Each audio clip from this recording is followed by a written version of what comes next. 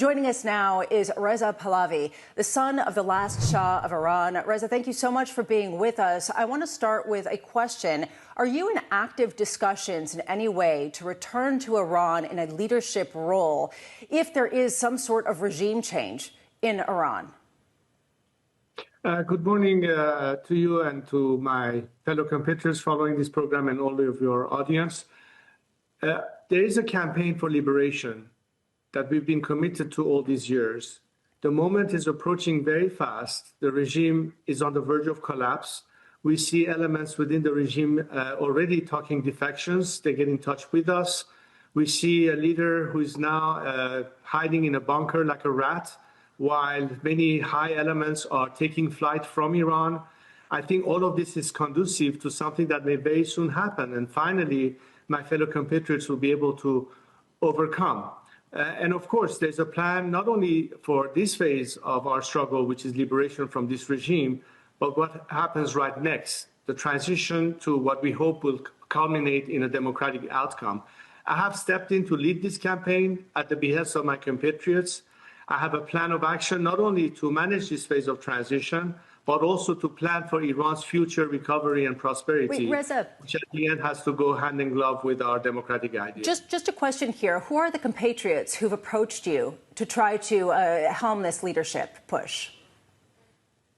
Well, I think that you have people who have vested interest in preserving this regime because their whole survival depends on this regime all this time. Whereas the millions of my compatriots who were the first victim of this regime have paid all these 4 decades a very heavy price. We have seen many campaigns that people protested. The latest one was 2 years ago, the Women Life Freedom Movement. And finally, I think today, with this clear weakening of the regime, and as I said, being on the verge of collapse, finally, all these people who have risked their lives and honorably put their lives on the line and did die for the cause will be able to remembered as heroes of this conflict, because we'll be liberated sooner than everybody thinks. And my entire commitment has been from day one to support my compatriots in the struggle for liberation. And we believe that the end is very near for the regime, and our dreams of liberty will finally be realized very soon. Reza, on the ground, what we've seen in Iran is those in Tehran, for example, trying to evacuate. Israel saying more recently that they would look at targeting places there. You've seen fear, you've seen strikes, and you've seen death. How complicated and how difficult is it to ask a populace to rise up and rally behind you when they're the very same ones that are under threat right now? Look, I think many of my compatriots are smart enough to understand that if until now, and in fact, many of your colleagues in the media have always asked me, how do you fight a regime that is so repressive, that is so ruthless, that executes, that threatens dissidents or activists at home? To which I said, well, obviously the playing field has to be more equalized. This is a case where for the first time in 40 years, we see this regime being declawed, literally declawed. But it is also important to have the support of the world community, because until now, many times my compatriots have been thrown under the bus when they had an opportunity to be backed, because of a policy of appeasement or containment. I think now the situation for the first time exists for the world to realize that it is no avail to expect this regime to change its attitude and behavior. Ali Khamenei is at war with the world, not the Iranian people. He is the main culprit for being here and having Iranians also have innocent victims and civilians die, to whom my heart goes out, of course. But I think right now we need to be focused on the goal and the aim. We have a tremendous opportunity to overcome this regime. I think the world will breathe a sigh of relief with this regime no longer be there. Well, we Reza, are carrying out our fight as Iranians. Because you say the goal and the aim is a regime change. What we have heard from Israel is that their goal is to dismantle the nuclear forces from Iran. Is it your understanding that a regime change is also a goal from the Israelis, and have you been in contact with them? I'm not asking any foreign governments to state a policy of regime change, although I think many of them do believe that ultimately that would be the best formula to get rid of so many problems at the same time, and not just the nuclear threat as a result of this regime track record of behavior in the region and beyond, fomenting terrorism, supporting their proxies like Hezbollah or Hamas in the region and so on. So the disappearance of this regime, we're eliminating too many problems that this regime has caused in one shot. The first beneficiary of regime change are the Iranian people themselves. But we believe that our immediate neighborhood, the region, whether it is the Israelis, our Arab neighbors, and beyond that, the rest of the free world will understand that the Iranian people who, unlike this regime, want to be part of the civilized world with the same values and principles of liberty and freedom and human rights, unlike this regime, would be certainly the element of change and, if you will, the alternatives to this regime. I think this is where the world needs to be focused now, beyond the immediate campaign that is a result of the stubbornness of Khamenei, who has dragged our country into it. But let's look at the positive aspect of, once we get rid of this regime, how we can envisage a future where we're back to an element of stability and regional peace, which is in everybody's interest. That's Reza, what we also focus on. Just to build on what Danny was asking, have you been in contact with the Israeli leadership?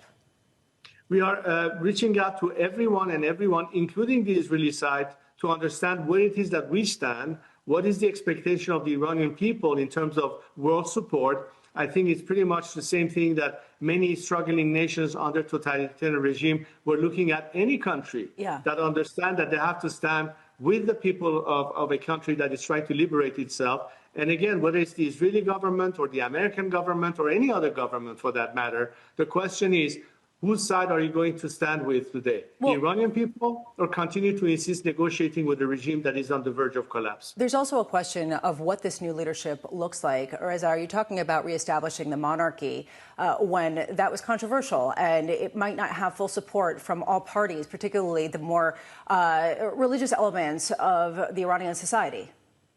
Well, I have never advocated for one form of a regime or another. What I did and have advocated, and in fact is part of my transition plan, is a process that is totally democratic. That means that the Iranian people have to have the ability to ponder upon whatever a constitutional assembly will propose as a constitutional formula. A future constitution, the form that the regime can take, what it will mean. And unlike 1979, when people had no clue or idea what an Islamic Republic means, and by the time they figured it out, it was too late, this time in full transparency, they'll have the option to look at what's the best model that fits them and let the ballot box decide in majority what the Iranian people will opt for. Will it be a republic? Will it be a constitutional monarchy, or whatever it is? My objective is not to stand here as the result of that. And my responsibility right now, my only focus, is to see this process through so we can ensure that ultimately we replace this dictatorship with a democratic, and let me underline, a secular democracy, where there's a clear separation of religion from state as a prerequisite. To that point, past attempts to engineer regime shifts in the Middle East haven't often ended in liberal pro-Western governments. There are examples, many out there, Libya, Syria, Yemen, Somalia, all ending in things that look like fragmentation or current armed forces having the most power and being the ones that emerge in the chaos of a regime shift. What do you suggest that it is different this time? I think Iranian society, not just for centuries of proving that they have, as a nation state, a concept of a nationhood, national identity, national pride and objective, a culture, a civilization, but also a polity.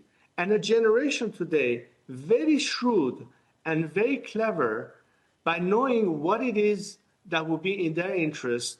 They see the world and how it has evolved. They have seen successful campaign of liberation. They understand the key elements that sustains and preserves democratic order. And I believe today's Gen Z in Iran is more than ever equipped to understand not only the needs, but how and what it will take to implement that. Look, it's a collective project. Everybody have to roll up their sleeves and participate.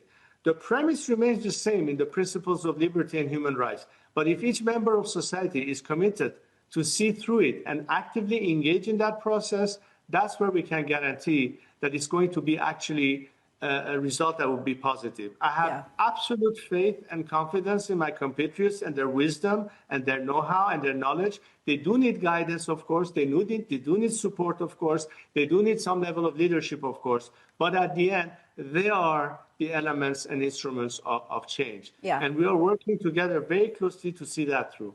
Reza Pahlavi, thank you so much for your time. Really appreciate you getting on with us this morning. Right now.